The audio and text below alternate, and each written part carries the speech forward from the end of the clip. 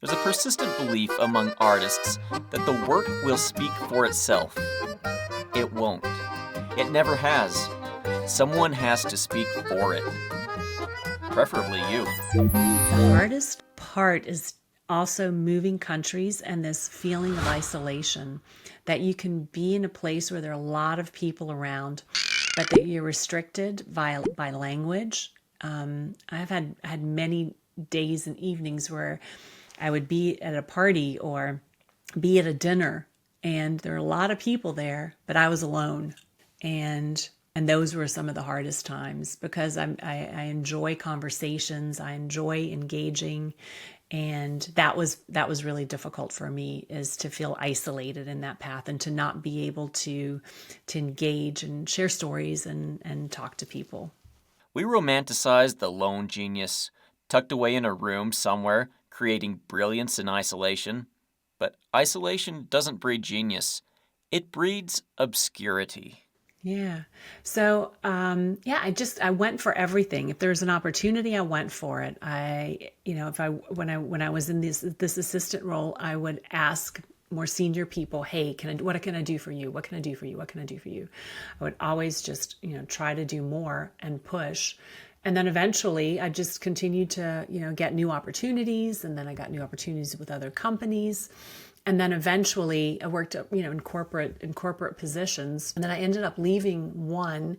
And that's where I had the idea to create Zeus. And I called a really good friend of mine and said, "Hey, you up for it? Let's start this company." And she said, "Yep." She said, "Let's do it." And that was 13 years ago.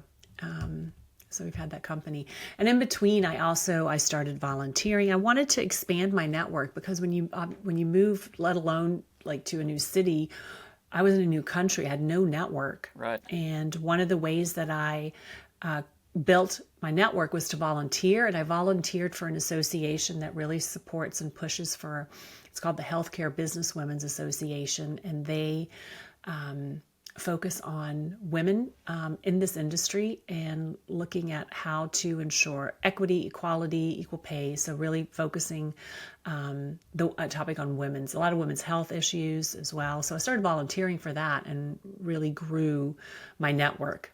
So that's one thing that I would totally suggest to someone if you're in a new place, to get involved in some sort of an association, a group, something where you can kind of step out and meet new people. Letting people know you exist isn't selling out.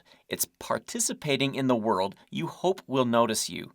And if you don't do that, your work will remain a secret, even from the people who might have cared. I know that a lot of people, especially artists, when they're trying to become financially independent, that's one of my things is I spent 10 years of my life making plans, finding ways to become financially independent so I could focus on my art. And I had mentors along the way, but sometimes we don't all know who we can get as a mentor, or how, there's other artists who got sponsors and things. What is a mentor and what is a sponsor, and how could maybe that apply to an artist? Yeah. For me, a mentor is someone that is there to give advice, to guide you, that you can brainstorm with, that when you have a difficult situation, they can give you suggestions or ideas on how to deal with it. So almost like a brainstorming partner. And for me, a sponsor is someone that really is going to step up for you. So someone that is going to call somebody that they know and say, "You need to have this person in your gala." Someone that is going to call a radio station and say, "You need to play these songs," make introductions that are going to have an impact on someone's. So I see that for me is the difference between a mentor and a sponsor. The sponsor is really, they're gonna do everything that they can to help with your success, actually in the doing part, the connections part, talking about you at an event, mentioning your name. So I think that's what the difference is for me. So, and how do you find them? That's probably going to be my next question, is how would you go about finding them? I mean, because I think that everyone would love to have one of those, and probably that's why a lot of people listen to podcasts and watch a lot of these YouTube videos, is so that they can maybe get that mentoring without maybe they can't find the mentor close to them. I can say for myself, what I've done in the past is that I really just ask people. I've actually even asked people in LinkedIn, so people that I didn't know, if they would be willing to have conversations with me. Maybe they couldn't have time to do a whole mentoring 5 or 6 sessions with me, but somebody that would be willing to talk to me if I had a specific question. And the sponsor piece, I definitely used that when I was working in corporate.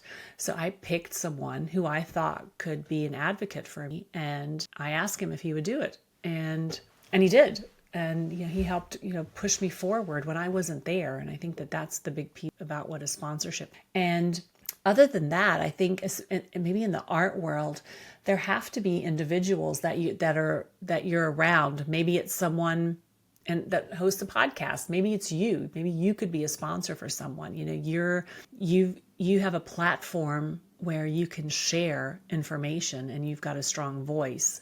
So, they could look for individuals like that. If you're an artist, I don't know, like if you find someone within a gallery that says, hey, I need you to speak up for me. What do you think about my art? And just get in those kind of sometimes uncomfortable conversations, what can feel uncomfortable. And it is trying it. And you may get some no's, but eventually I'm sure you're going to get a yes. And get creative. And that's, again, this idea of writing.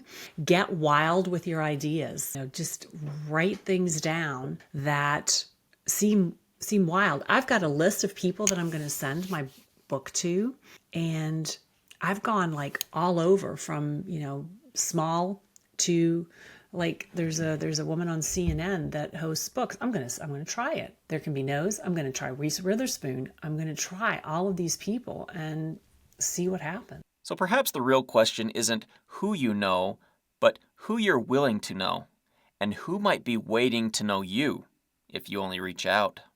I know there's a saying about boats being lifted together. Yeah. Yeah, I use the analogy. That's why the podcast that I have is called "Be a Ripple," because I write a lot about the network is called it's called the Ripple Network, because I feel that the ripples that we make, they go out and then they start to interconnect with others, and the impact can sometimes be even further down. That you may reach out to someone and it may not work next week, but you don't know what's going to happen in a month or 2 months. And I think sometimes the more ripples we make, the greater the possibility that something that they're going to start coming back to you. Advice is easy to come by. What's rare is the person who stakes their reputation on your behalf. When you find someone willing to do that, you found something far more valuable than guidance. You found a door. Are you interested to learn more about Sabine Hutchison? Check out the link in the description below to learn more about her. Also, go to my podcast, the Light-Minded Arts Podcast, where we discussed a whole lot more than I had time to show you today. I'll see you next time.